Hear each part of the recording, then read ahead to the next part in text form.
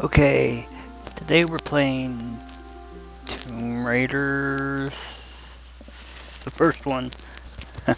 Forgot which one I was playing for a second. But yeah, here we go. Now, I know video games are going more towards realism here lately. So, it seems kind of odd, even back then, that Laura would have this big overcoat on. Then all of a sudden, when she's climbing up here, she decides, oh, I don't need that anymore, I'm gonna ditch it. And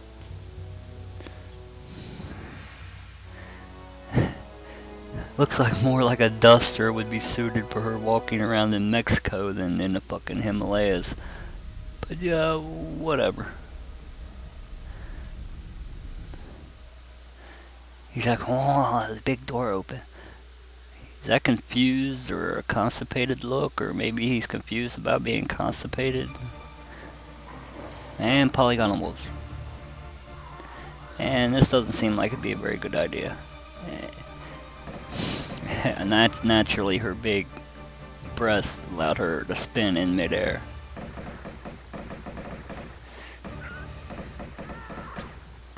Never-ending clips.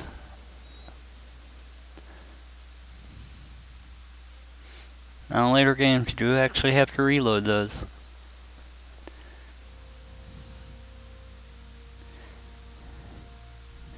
You think she'd be getting a little cold right about now?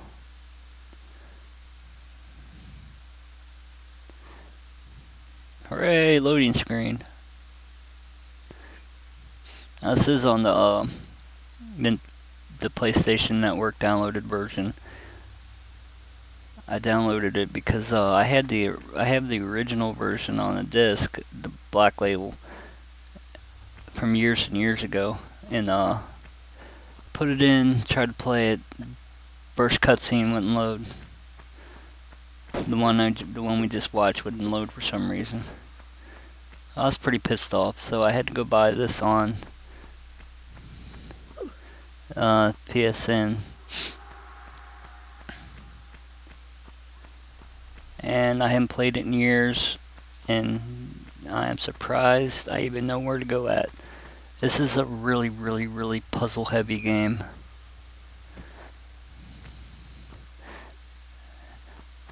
Not to mention there's secrets all over the place, and treasure, and all that good stuff.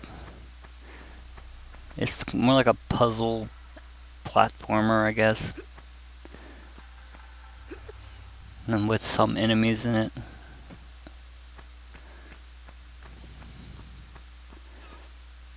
I really don't like the controls.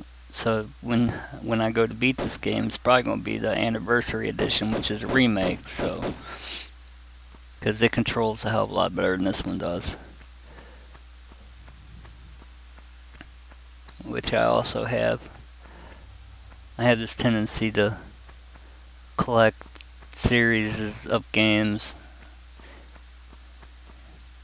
Like I got all the Shiokudens, all the Final Fantasies, all the Resident Evils, all the Call of Duties, all the Battlefields.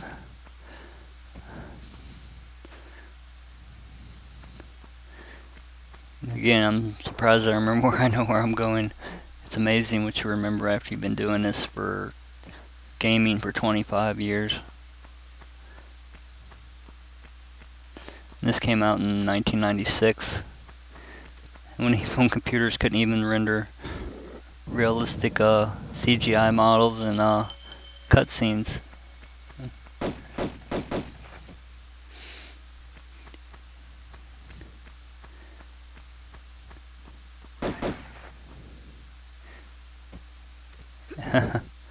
You forgot there's two freaking separate buttons. You gotta press X to climb up something right in front, and you gotta press square to jump.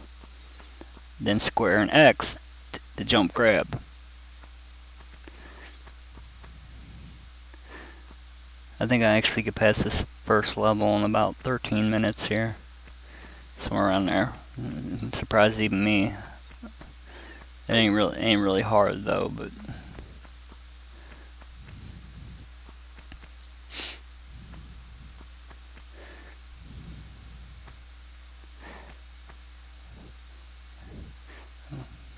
weird way to have the bridges. Oh, they just put a bridge right where you need to go. And game design. Yep, Lord, there's a wall there.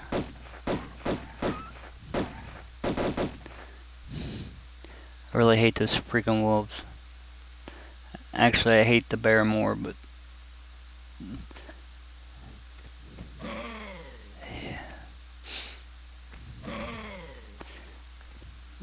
I think Resident Evil, the first Resident Evil came out around the same time as the first Tomb Raider. Now the controls compared to that are amazing, but the tank controls in Resident Evil just, you know, made it more tense. This one just made it more frustrating.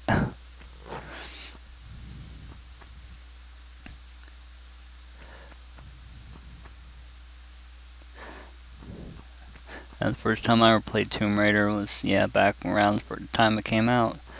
And, it was an intimidating game because, you know, back then the internet wasn't very big. I mean, if you didn't know where to go, you couldn't just pop online and say, and look it up. I mean, back when 1996, that's when the internet, you know, started to kind of take off with AOL Online, dial-up. But there wasn't that many gaming websites out there.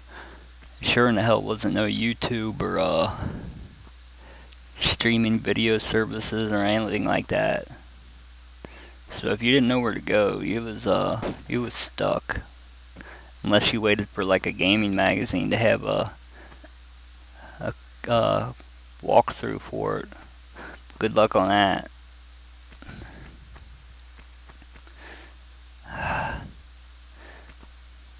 Now the bear is down there in the pit. I try to kind of get an angle at him, see if I can shoot down there at him, but I accidentally fall in, which means I have to kill him or get the hell out of Dodge real quick. And the controls on here don't allow you to move very quickly or swiftly, for that matter.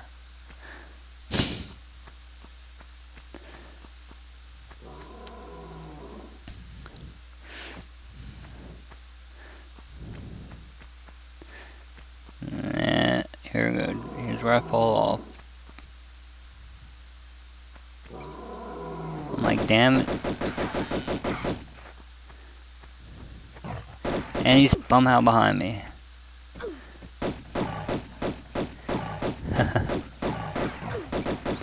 I thought for sure he was gonna kill me, but he went down pretty fast.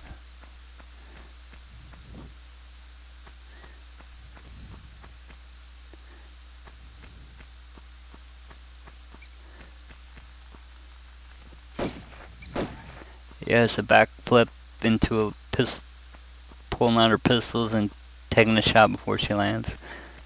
I'd like to see someone do that. Get some... Fuck you, door.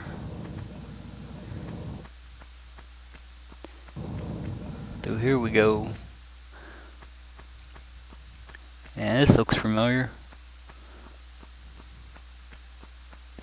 Yeah, if you failed that jump, you have to go back through here. Ain't too bad, but if you're trying to do a speed run on a game to get through the level as quick as possible, generally you want to avoid all this crap.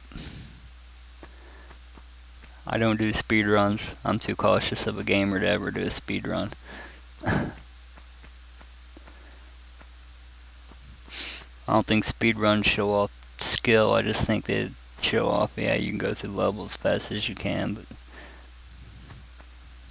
you know how to exploit stuff. I've seen some crazy exploits on like Half-Life 2 and Quake 2 and all that, where people use a gravity gun in a saw blade to jump over fences and get to places they're not supposed to get to yet.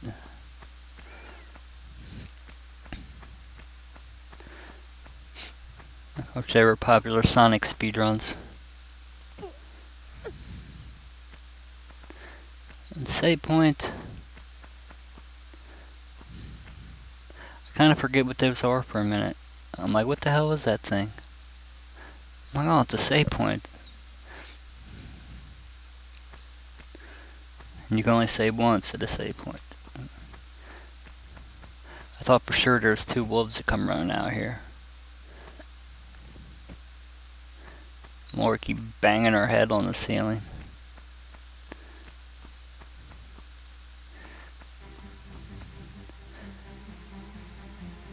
Apparently English girls have the freaking vertical leap of Spud Webb. I'm sure no one remembers who Spud Webb is, but he's a really short basketball player who could slam dunk pretty damn good. He went up in a dunk contest against Jordan like years and years ago, and I think almost beat him. Or I think he did beat him. I don't know. I don't remember. That was ages and ages ago too. But the guy was like way shorter than me. He was like 5'3".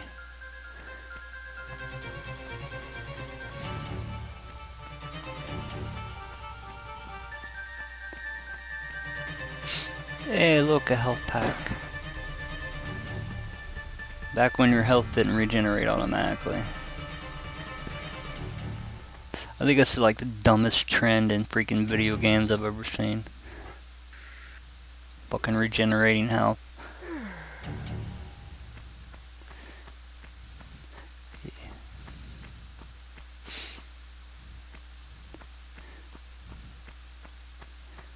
I probably would have got through it a little faster too if I didn't screw up on this first switch hit.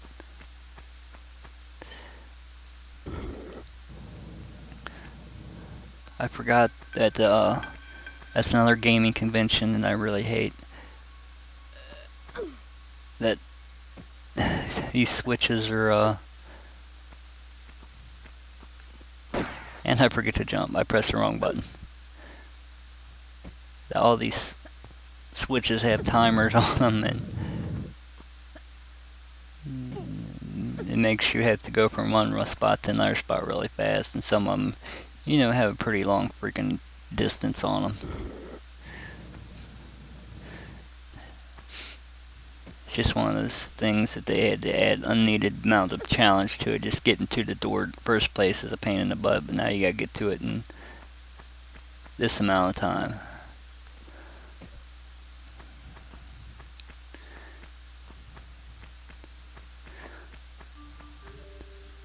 And we're almost at the end of this level.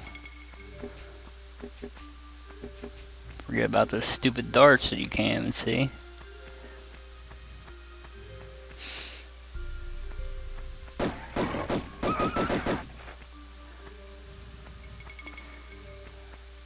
I forget that you're supposed to fall down through this floor. I thought it was a booby trap at first. There's spikes down there or something, but there wasn't. That was where you're supposed to go. And that's why I'm looking around right here.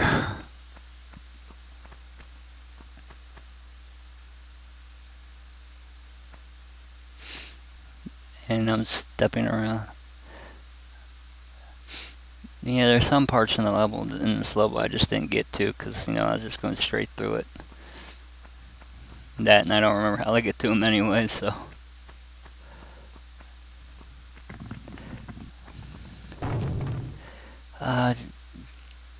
Just jump down there. There you go. I'm like, hooray, I'm not dead.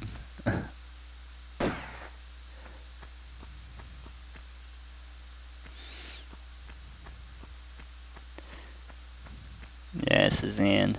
They actually changed this part in the anniversary edition. You had two switches to hit to open the doors.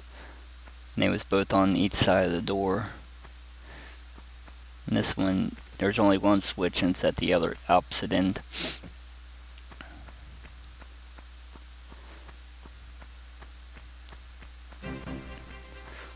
As well shoot that health pack.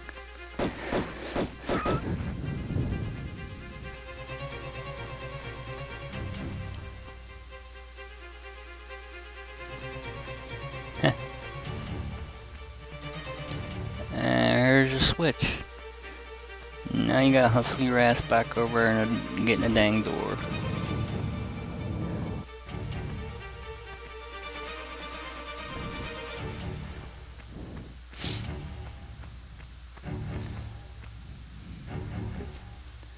Ow. And we're done. Thanks for watching. 13 kills. Woo.